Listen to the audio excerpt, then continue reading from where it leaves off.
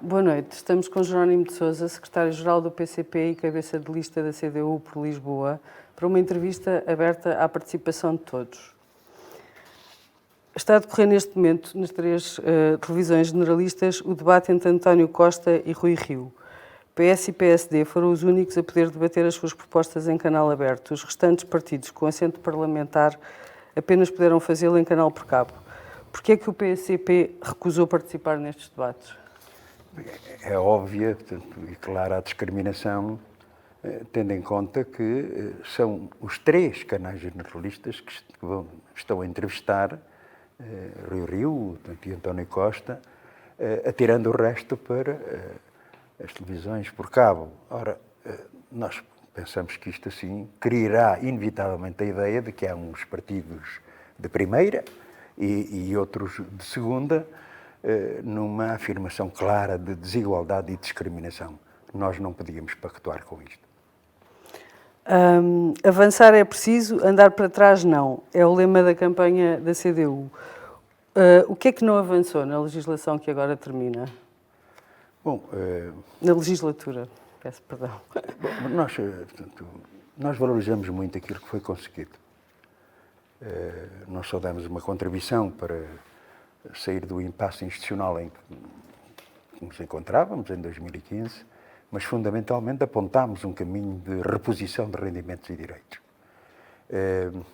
Encetou-se esse caminho e posso dizer que mesmo alguns direitos que muitos pensavam que estavam perdidos para todo o sempre, começaram a ser recuperados e devolvidos aos trabalhadores e ao povo. Alguns que vão para além da carga simbólica. Estou a pensar no subsídio de Natal, que muitos já consideravam perdidos, com aquele esquema dos duodécimos, em que se chegava ao fim do ano e não se recebia nada. Para que é que servia um direito se depois não havia dinheiro nenhum para receber?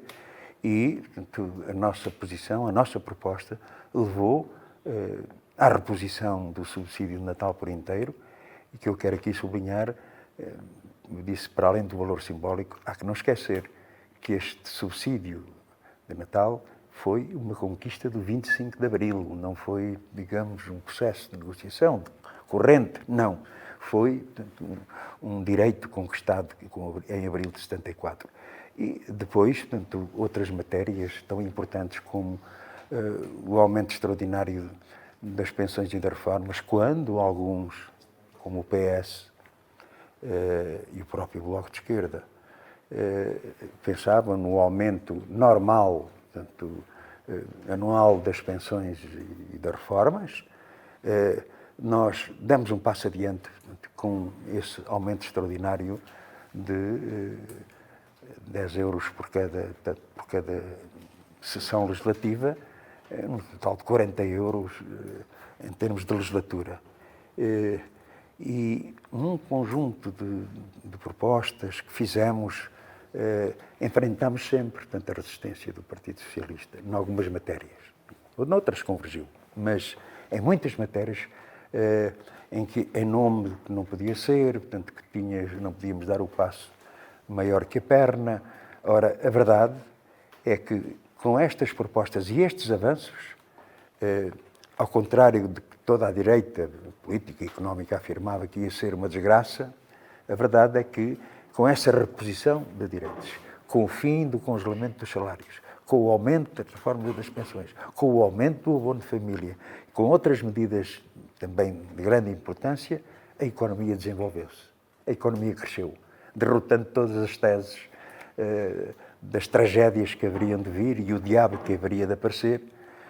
A verdade é que criou-se mais emprego, houve recuperação, portanto, e crescimento económico, e houve mais justiça social. Portanto, nós fizemos bem em participar neste processo, não a pensar no governo do PS, mas a pensar nos trabalhadores e no povo, como verificamos com alguns dos avanços que eu referi, e até, digamos, com consequências diretas na vida das pessoas. Este aumento do espaço, aumento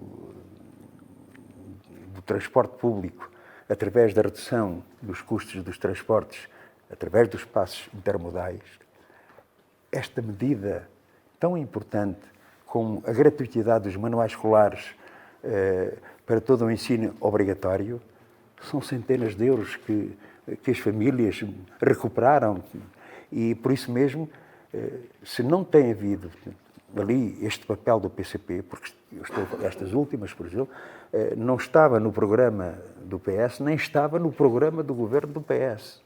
Digamos, foi a nossa iniciativa, portanto, a nossa determinação, por vezes quase a nossa paciência, mas conseguimos que hoje os portugueses consigam viver melhor com a nossa ação, a nossa intervenção e a nossa proposta.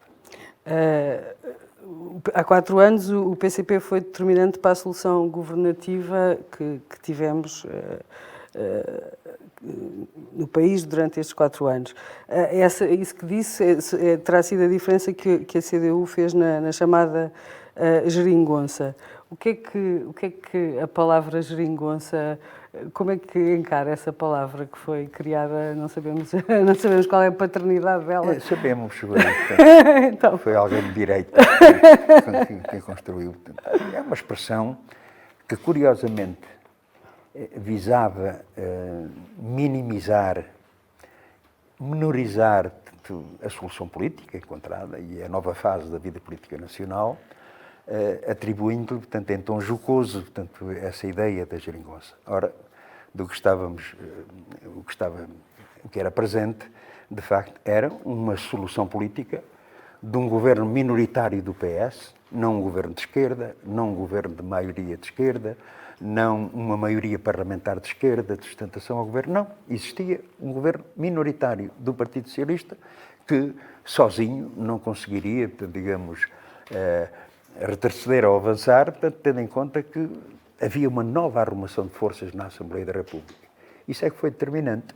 Portanto, chamem-lhe o que quiserem, a verdade é que foi, de facto, uma solução política para a qual contribuímos, mas com resultados positivos. Esta solução política teve custos para o PCP internamente, divisões internas, resistências a esta solução? Bom, eu, para ser sincero, admito que haja um ou outro descontente, um ou outro com dúvidas ou preocupado, um processo até complexo, admito isso. Mas dizer que vamos sofrer consequências por aquilo que fizemos, então que se diga, em abono da justiça, se foi por causa do que fizemos, do que propomos e conquistamos, então, portanto, nós teríamos um resultadão nas eleições para a Assembleia da República do dia 6. E, ademais, sabe que eu ando pelo país inteiro, enfim, contatando as organizações de partido, os militantes, os amigos de partido, os amigos da CDU, e o sentimento não era esse. Antes, pelo contrário, o sentimento era de satisfação, era de ver, portanto, que tinha valido a pena votar na CDU pelo nosso papel e pelos avanços alcançados.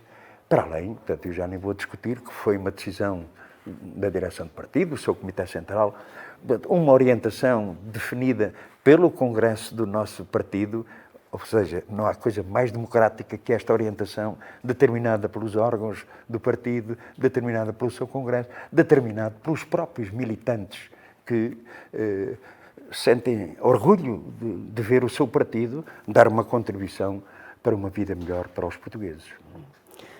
E o que é que, há pouco falou nos avanços, o que é que não avançou, apesar desta solução governativa, desta viabilização da solução governativa do PS? O que não avançou, portanto, ou o que avançou mal durante esta legislatura, foram em matérias muito concretas que demonstraram que o Partido Socialista não se libertou da política de direita.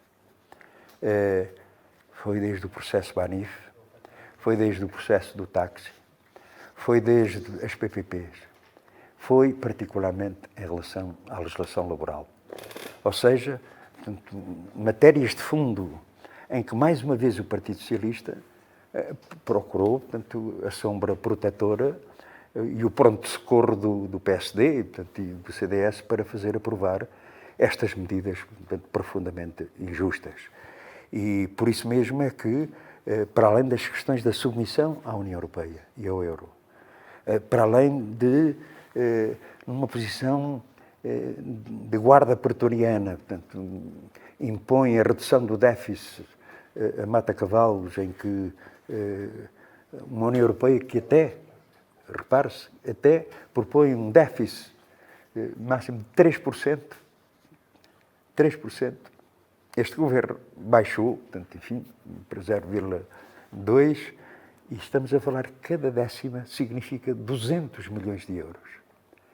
Que um ponto percentual significaria 2 mil milhões de euros. Dinheiro que faz falta para a saúde, dinheiro que faz falta para os serviços públicos, dinheiro que faz falta para as reformas, para as pensões.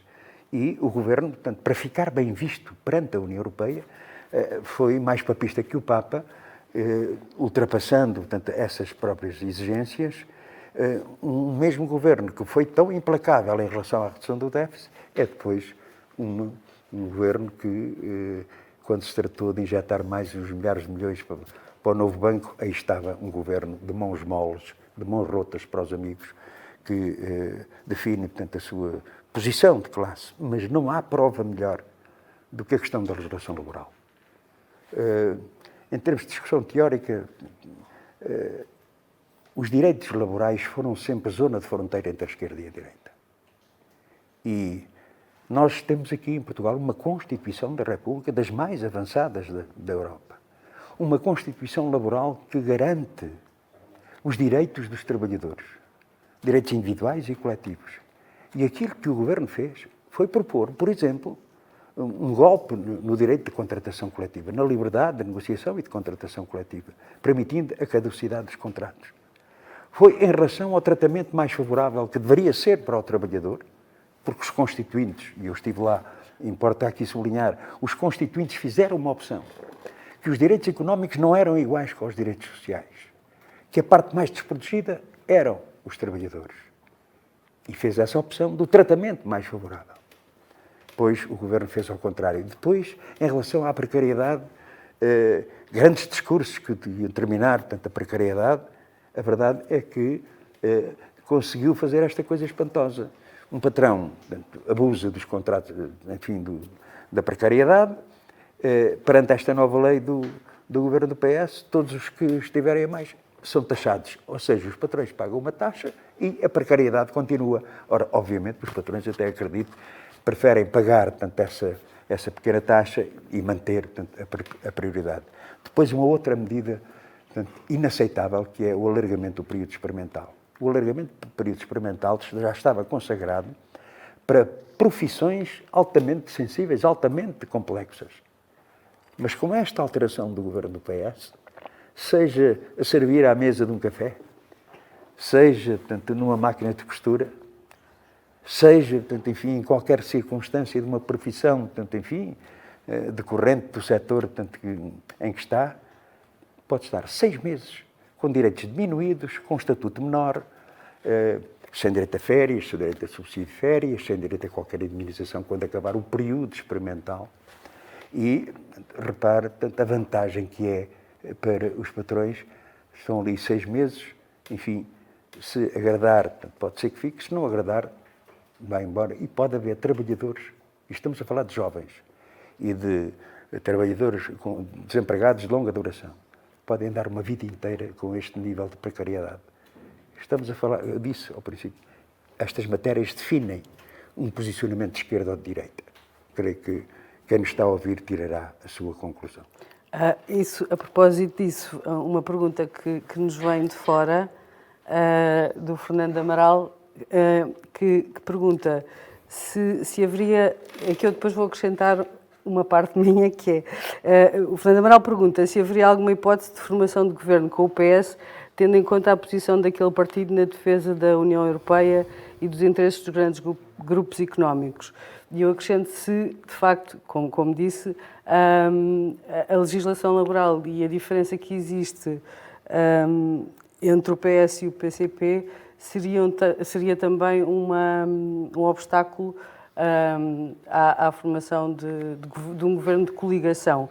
Pensando que, tendo em conta que a abrir o programa eleitoral do PCP, o partido se afirma pronto a assumir todas as responsabilidades que o povo português lhe queira atribuir para construir a política alternativa patriótica de esquerda e um governo que a concretize. Ou seja, o PCP está pronto para assumir cargos governativos em que condições?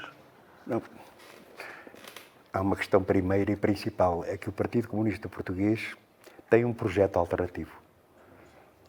Um projeto político alternativo, determinado e expresso no seu programa, que coloca grandes eixos centrais para uma política patriótica e de esquerda. E sublinho isto porque há muitos que pensam no governo. A política depois logo se vê. Conquistar o governo, enfim, e governar. Ora, nós colocamos sempre esta questão fundamental. Sim, governar com que programa? Governar para quê e para quem? Quais os conteúdos, portanto, da política que se quer seguir nesse governo? Por isso não separamos a política alternativa da alternativa política. E com essa consciência que hoje, portanto, estamos em condições de assumir responsabilidades governativas. Aliás, estes 4 anos, com o papel, com a capacidade, o mérito, a profundidade do estudo das matérias e de sustentação das propostas, por parte dos nossos camaradas deputados e até de outros camaradas que apoiaram, portanto, nesta fase, de facto se demonstrou que os comunistas têm quadros, têm homens e mulheres em condições de assumir essas responsabilidades. Mas há sempre essa pergunta primeira e principal. Para quê? Para quem? Contem com este partido, mas um partido que não irá para o governo pelas mãos do PS. Irá para o governo quando o povo português o entender. Mas no comício da festa do Avante disse que o voto na CDU conta bem para impedir que o PS fique de mãos livres. É isto que o lema da CDU se refere quando diz andar para trás não? E de que forma é que a CDU é a força que é capaz de o impedir? Portanto, de impedir as tais mãos livres. Nós afirmamos que esta CDU faz falta aos trabalhadores e ao povo. Esta CDU, por aquilo que realizou, por aquilo que propõe,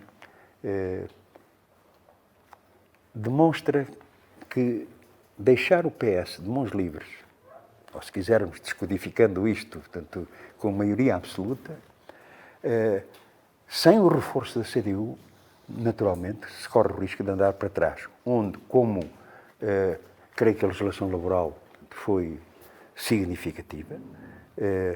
Aliás, ouvimos Mário Centeno afirmar que o PS com maioria, não disse maioria absoluta, mas disse, enfim, uma coisa parecida, que o PS conseguiria mais rápido os seus objetivos. E exemplificou com a legislação laboral. E mesmo até em coisas aparentemente insignificantes. A questão dos manuais escolares. As famílias viram-se satisfeitas porque não iam pagar livros, pois, por orientação e pressão do governo, as escolas começaram, digamos, a não, portanto, dar, portanto, um livro novo, e estamos a falar das crianças do primeiro ciclo. Livros que todos nós aqui sabemos, enfim, em que as crianças escrevem, riscam, pintam, e essa exigência de reutilização de livros nestas condições demonstra até onde é que existe essa mesquinhez.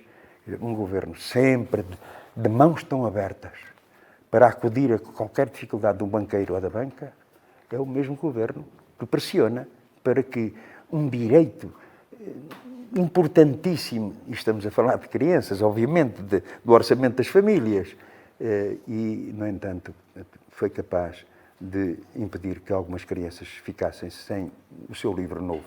É um exemplo, pode-se dizer, mas isto é quase insignificante no plano político, orçamental, mas é um exemplo, para além, como digo, de outras medidas que, se o PS ficar de mãos livres, eu não tenho dúvidas que poderá haver retrocesso. E é isso que está colocado nestas eleições. Quando se coloca aí, ou se avança ou se anda para trás. E porque o PS foi contrariado na sua disposição de manter os eixos centrais da sua política, obviamente de mãos livres, imaginemos. A CDU apresentou 30 medidas urgentes. Destas, porque não podemos falar de todas, não é? Quais as que considera prioritárias para o país? Emergentes, digamos assim. Sim, são 30 propostas que nós entendemos que têm um conteúdo de emergência nacional. É um longo rol de questões de grande importância para a vida dos trabalhadores, do povo e do país. E poderíamos dizer, primeira questão, o aumento geral dos salários e particularmente, portanto, do salário mínimo nacional para 850 euros. E dizemos isto porque pensamos que é possível, é execuível, portanto, esta valorização geral dos salários, tendo em conta os impactos que terá, portanto, digamos, na vida dos trabalhadores, na vida da segurança social e até, portanto, em relação a outras matérias. Ouvi, portanto, António Costa afirmar que quer erradicar a pobreza, portanto, num prazo que eu não tomei nota.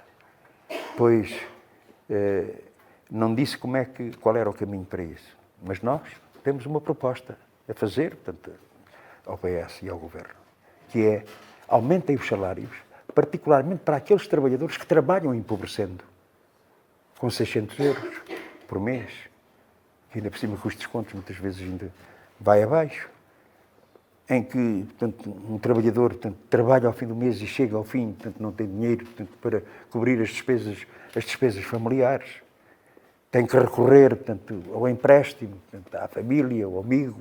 Então, quer acabar com a pobreza? Muito bem, há aqui uma proposta, valorize os salários, porque os trabalhadores não apreciam os subsídios, viverem na dependência, não, portanto, eles querem, digamos, um salário condigno para conseguirem dar resposta à sua vida nos diversos níveis. E por isso mesmo é que nós continuamos a considerar que a nossa proposta tem pés para andar, tem fundamento, tem razão e tem conteúdo de justiça social. E isso parece claro, não é? Mas a dúvida é como é que se concretiza, nomeadamente no privado, nas pequenas e médias empresas, não é? Como é que se concretiza essa medida? Bom, em relação aos pequenos e médios empresários, muitas vezes dizem que nós atacamos as empresas, portanto, generalizando. Neste processo, durante estes 4 anos, o PCP, a CDU, foi a única força que foi capaz de tomar, portanto, a ação, a intervenção e a proposta, por exemplo, em relação ao setor da restauração. Não tivesse sido o abaixamento do IVA de 23% para 13%, hoje metade das empresas de restauração não existiriam. Quando se tratou de revogar, portanto, o pagamento especial por conta, que era sempre um martírio para os pequenos e médios empresários, lá esteve o PCP, fazendo uma proposta para a abolição do PEC, do pagamento especial por conta. O problema das pequenas empresas não são os salários de 600 ou 700 euros, de 700 ou 800 euros. Não. O problema dos pequenos e médios empresários tem a ver, portanto, enfim, nas dificuldades que têm de acesso a crédito na banca, nos sistemas fiscais, portanto, que lhes impõem, portanto, enfim, uma mão férrea, ao contrário do que acontece com os grandes grupos económicos. No plano, enfim, do próprio escoamento da produção, em que o confronto com esses grandes grupos económicos, portanto, enfim, há sempre uma parte mais fraca que perde, que é o pequeno e médio empresário, e por isso mesmo tenho a profunda convicção que se fossem revistas essas medidas que penalizam os pequenos e médios empresários, tenho a certeza que eles, portanto, pagariam com gosto qualquer aumento salarial que andasse nesta ordem. O problema deles, insisto, é outro. É da política financeira, da política económica que tem impedido, portanto, o progresso deste setor, salvo, portanto, neste momento em que houve crescimento económico, em que os pequenos e médios empresários beneficiaram do desenvolvimento do mercado interno e conseguiram, portanto, respirar um pouco de alívio. E vamos agora outra vez para uma pergunta que vem de fora e que também vai no sentido daquilo que temos estado a falar. Lourdes Alexandre pergunta que país temos com ordenados baixos de trabalho precário, horários de trabalho desregulados e rendas de casa elevadas e consequente necessidade de viver nas periferias com transportes escassos? Bom, é uma preocupação geral. Acho que em relação aos transportes, a senhora estará de acordo, portanto, que esta questão dos espaços sociais foi, de facto, um avanço significativo, mas tem razão, tanto em relação a áreas onde as pessoas são confrontadas com grandes dificuldades. Por exemplo, esta situação dos grandes centros urbanos, destas áreas metropolitanas, estamos aqui, nesta cidade de Lisboa, em que, mais do que os senhorios, foi a especulação, os grandes grupos económicos que intervieram, portanto, neste setor, a pensar, portanto, de facto, nessa especulação, a pensar, portanto, no lucro, empurrando as pessoas para fora, colocando-os perante rendas, portanto, impossíveis de pagar, tendo em conta o seu rendimento familiar, com o Estado comprometido com a chamada Lei Crista, mais conhecida pela Lei dos Despejos, que agravou toda uma situação, particularmente nos bairros históricos aqui da cidade, o mesmo se começa a verificar no Porto também, e por isso mesmo é que nós consideramos que é preciso uma política de habitação diferente. É preciso que o Estado assuma a responsabilidade, portanto, em relação à habitação. As autarquias podem dar uma contribuição, mas a responsabilidade central tem de ser do Governo Central. Designadamente, criando parqueamentos para zonas de habitação, tendo em conta hoje imóveis degradados, tendo em conta, enfim, possibilidades imensas que tem de permitir que aqueles que aqui nasceram, cresceram e viveram se mantenham nos seus bairros com rendas acessíveis. Os jovens, particularmente os jovens, para se fixarem, penso que também, portanto, uma questão da renda apoiada hoje está colocada, portanto, particularmente à juventude. Aprovámos recentemente uma lei de base de habitação, dá passos adiante, mas o problema é falta regulamentar. E indo lá atrás à nossa conversa, digamos, podíamos dizer que somos desconfiados. Pois somos, mas temos razões para isso. Vamos ver quando é que o Governo efetiva, regulamenta essa lei de bases que possa responder a tanta injustiça que aí está, particularmente para os mais idosos e mais carenciados. As creches gratuitas e o abono de família para todas as crianças são algumas das propostas da CDU como medidas de incentivo à natalidade. Como, mais uma vez, como financiar estas medidas, tendo em consideração a discussão enorme que existe há anos sobre a sustentabilidade da segurança social e a dúvida de se a médio prazo, com a curva invertida na pirâmide demográfica, não é? Se a segurança social será capaz de dar resposta às pensões e a este tipo de medidas? Nós pensamos que sim, porque está-se a ver, tanto a nossa proposta pelo ângulo da despesa. Sim. E nós consideramos que é um investimento. Portanto, facultar, portanto, creches as crianças até aos 3 anos. Eu acho que isto tem que ser pesado, medido, porque em si mesmo é um incentivo à natalidade. Porque os casais jovens hoje têm um problema imenso, que é arranjaram um trabalho, às vezes até um trabalho precário, e não têm sítio, ou têm sítio, mas é muito caro, portanto, para deixar os seus filhos. Lá recorrem, portanto, uns aos avós, portanto, enfim, nós sabemos isso. Ora, isto era um avanço significativo de estímulo ao próprio aumento da natalidade. Depois, em relação à segurança social, portanto, creio que é claro que eu já disse atrás, ainda com o Passos Coelho, portanto, em que ele dizia, mas é impossível, impossível. E ele que queria aplicar um corte de 600 milhões de euros na Segurança Social. Se tivessem conseguido formar um novo governo, esse sim era um golpe, portanto, que punha em causa a própria sustentabilidade da Segurança Social. Não, agora o argumento é que Del Rey, que a Segurança Social não aguenta. Tem tido, com o crescimento económico, com o aumento dos salários, um aumento da receita, tranquilizante, sustentável por muito tempo, o que não invalida a necessidade da procura de outras fontes de financiamento. Por exemplo, nas nossas propostas está este elemento, tendo em conta os avanços tecnológicos e o facto de, em muitas empresas, com poucos trabalhadores, terem uma alta rentabilidade, que é justo que, à luz do valor acrescentado líquido, dê uma contribuição para a Segurança Social. Mesmo no quadro da robotização, por exemplo. Enfim, há empresas em que se verifica já, portanto, um grau de robotização elevado. Sim. Pois nós consideramos que, tendo em conta o lucro que se verificou, portanto, esse valor acrescentado de lucro, devem dar uma contribuição para a Segurança Social, ou seja, pôr também a tecnologia ao serviço da justiça social, portanto, e da segurança das pessoas. E a política fiscal defendida pelo PCP também seria uma forma de financiar estas medidas que propõem? Em primeiro lugar, portanto, uma nota que eu acho que é importante. A direita fala muito na carga fiscal. Ora, independentemente do volume, não existe carga fiscal. Existe a injustiça fiscal.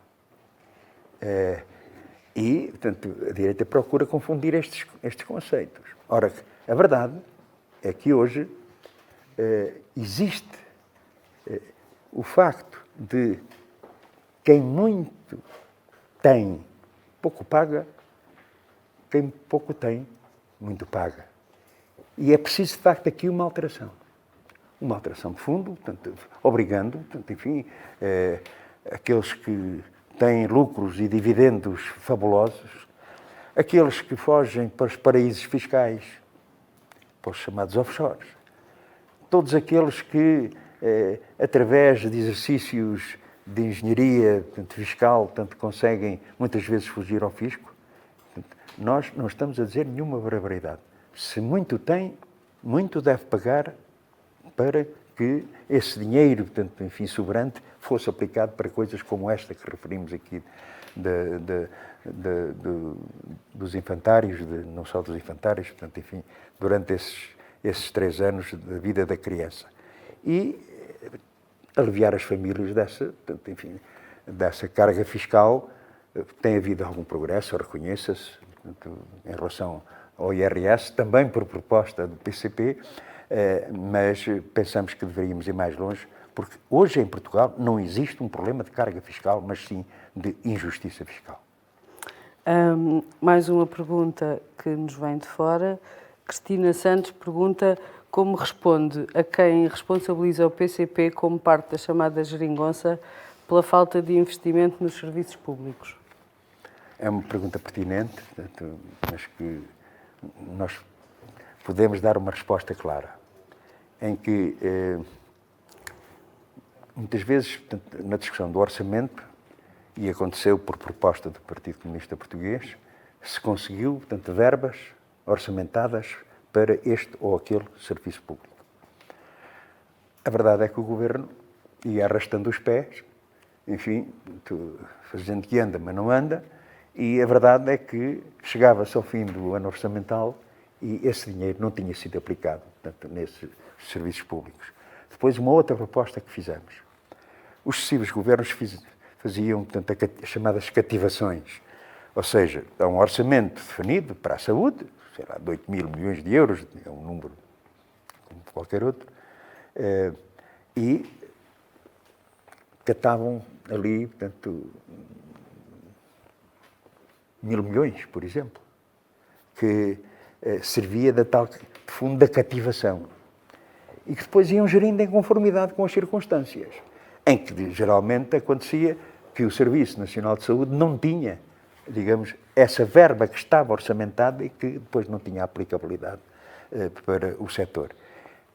Nós acabamos com isso. Acabamos com as cativações.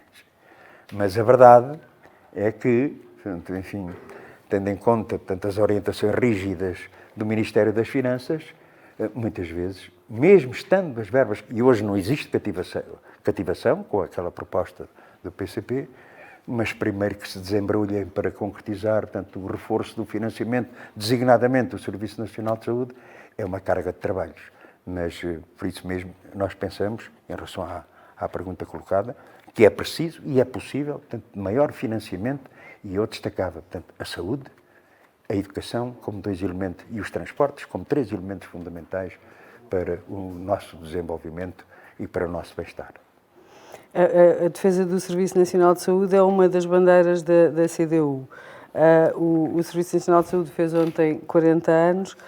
Que diagnóstico faz destas 4 décadas e que medidas é urgente tomar para fortalecer o Serviço Nacional de Saúde? Agora que faz 40 anos, o SNS, eu ainda sou do tempo onde muitos e muitos homens e mulheres morreram sem nunca terem ido ao médico.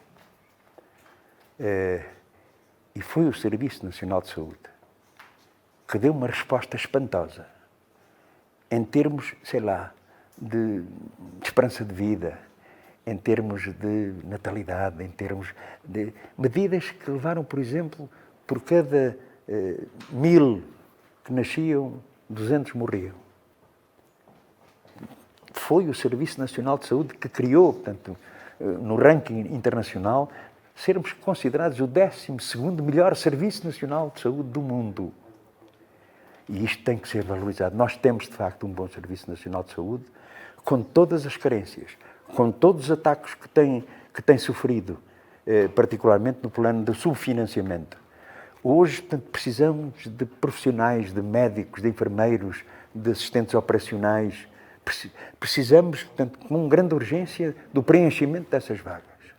Mas, hoje, neste ano de 2019, continua a colocar-se uma questão, que é saber se a saúde é um direito ou saber se a saúde é uma área de negócio onde a doença prevalece sobre o interesse da exigência da vivência na saúde.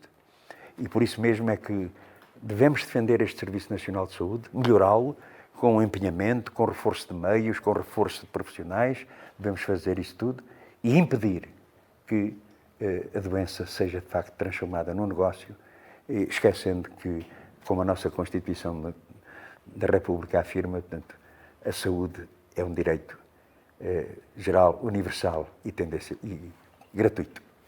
Obrigada. Vamos fazer agora um pequeno intervalo. Voltamos dentro de momentos.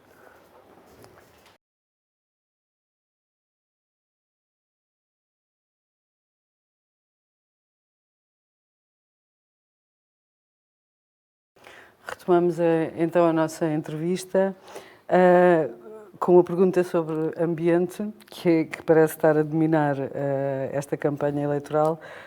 Na passada sexta-feira, o PCP organizou um seminário que tinha como título Capitalismo não é verde. Quais são as propostas da CDU nesta matéria?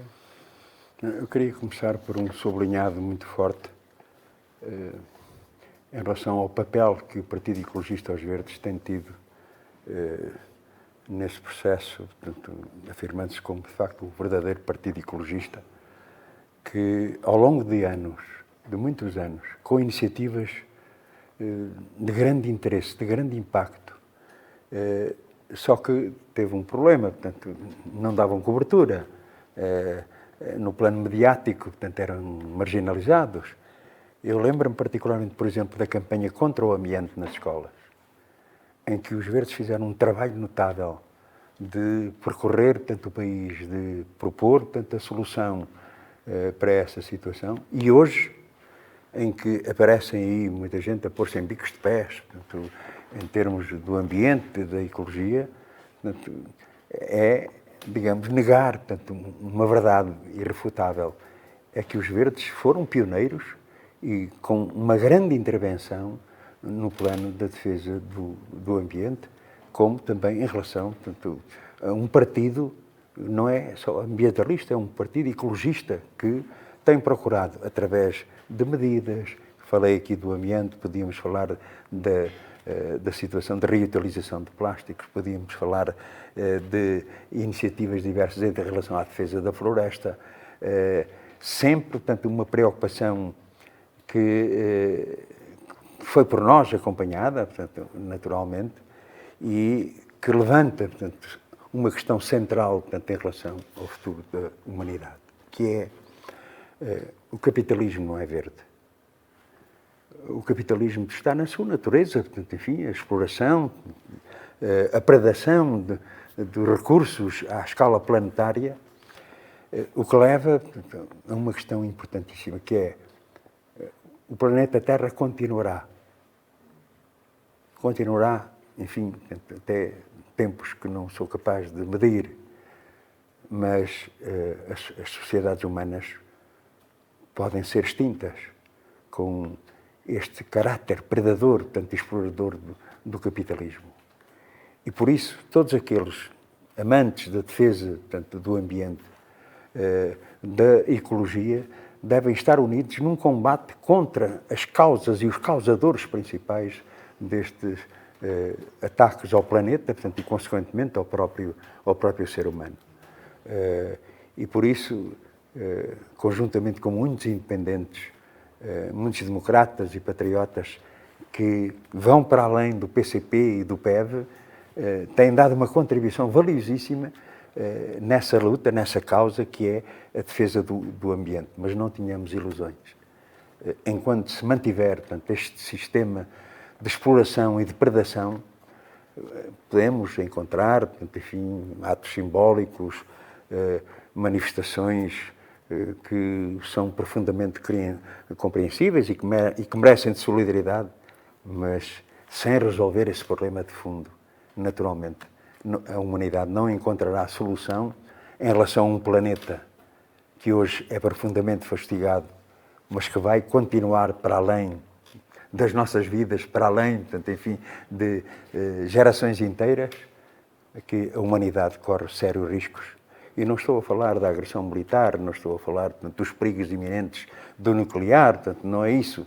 Estou a falar, portanto, digamos, da terra onde vivemos, em que o ser humano, naturalmente, pode ter como consequência ser vítima desta matriz de exploração e depredação por parte do capital.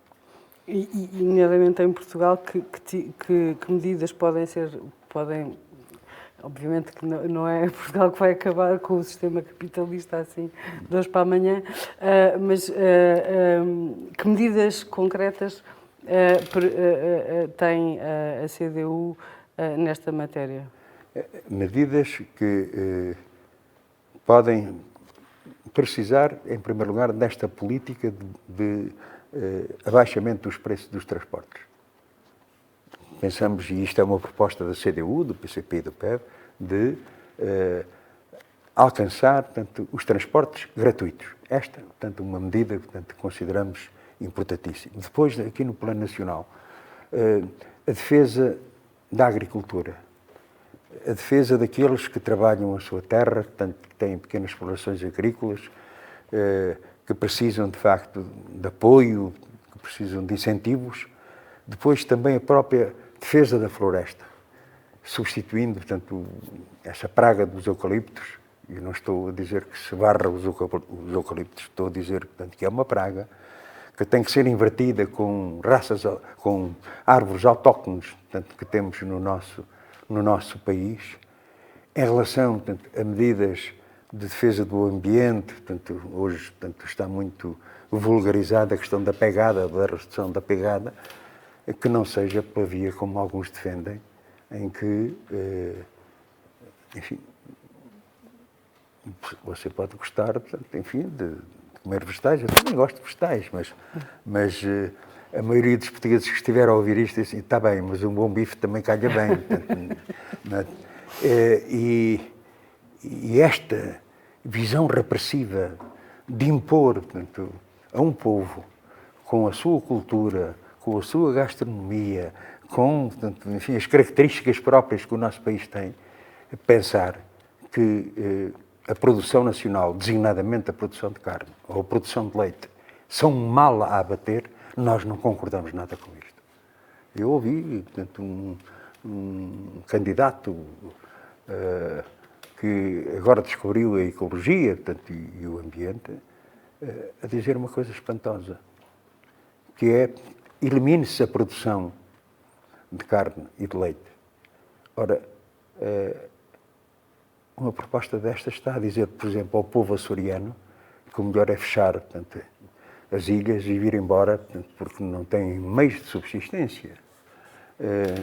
Portanto, o caminho deve ser outro. Portanto, nós temos que afirmar a nossa produção nacional. Naturalmente, temos que ter preocupações em relação às culturas intensivas. Naturalmente, nós temos preocupações em relação a produtos que não são escoados porque os grandes interesses agroalimentares não deixam prevalecer a pequena produção. Temos um mundo de problemas, mas continuo a considerar que é possível uma outra política ambiental onde o homem possa conviver com a natureza, onde o homem convive com outros seres vivos. Eu às vezes fico impressionado, portanto, em relação, portanto, à defesa dos animais e à proteção dos animais. Eu não conheço ninguém que não goste de proteger, portanto, os animais, portanto, de os defender, mas não se adulterem, portanto, nem se subvertam princípios fundamentais do relacionamento do homem com, portanto, com o próprio animal.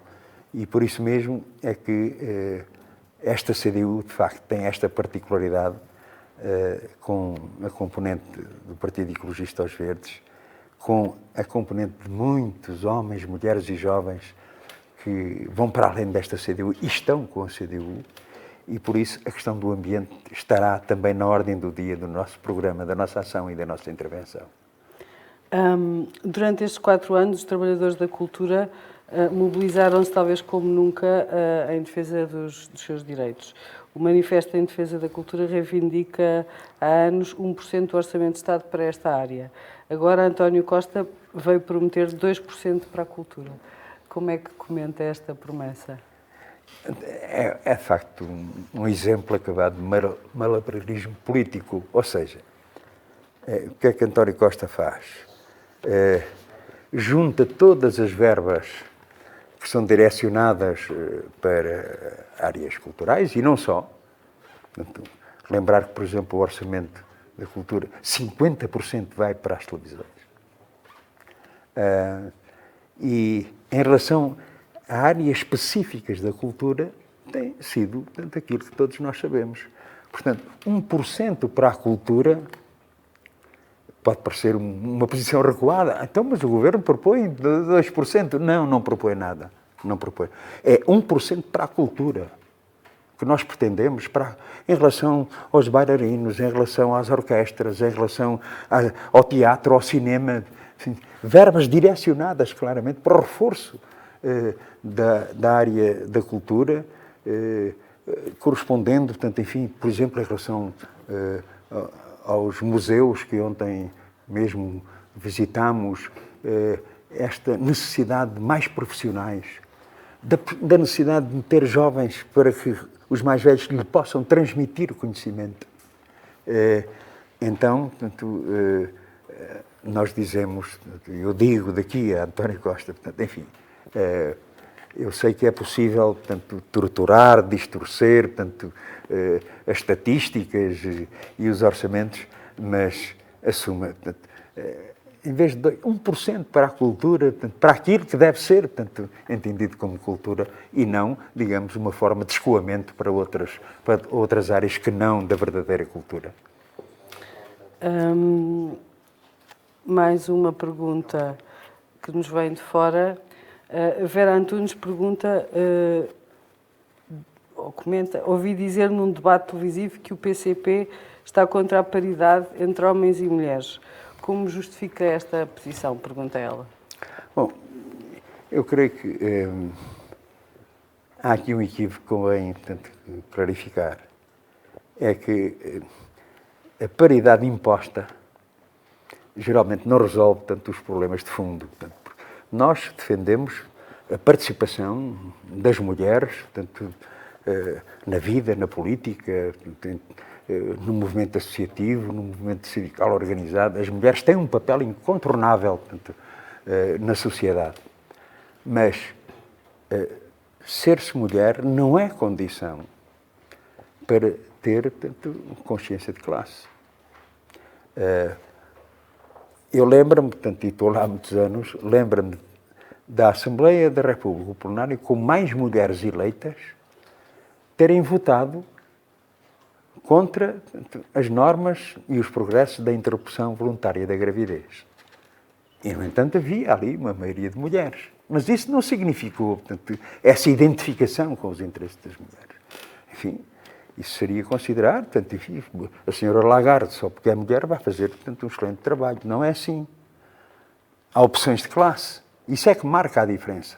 Isso não impede, portanto, enfim, a CDU deu uma resposta nas suas listas com 48,14% de participação de mulheres.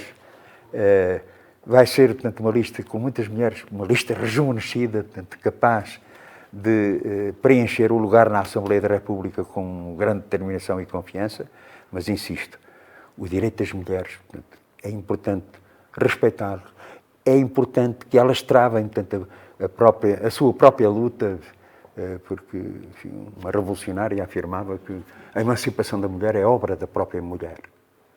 Pois nós estamos de acordo, mas nós homens também devíamos dar uma contribuição para essa emancipação, para a conquista de direitos no trabalho, na vida e na família. Foi a entrevista com Jerónimo de Sousa, que pode ver ou rever em cdu.pt. Boa noite e no dia 6 de outubro exerça o seu direito, vá votar, porque o seu voto conta.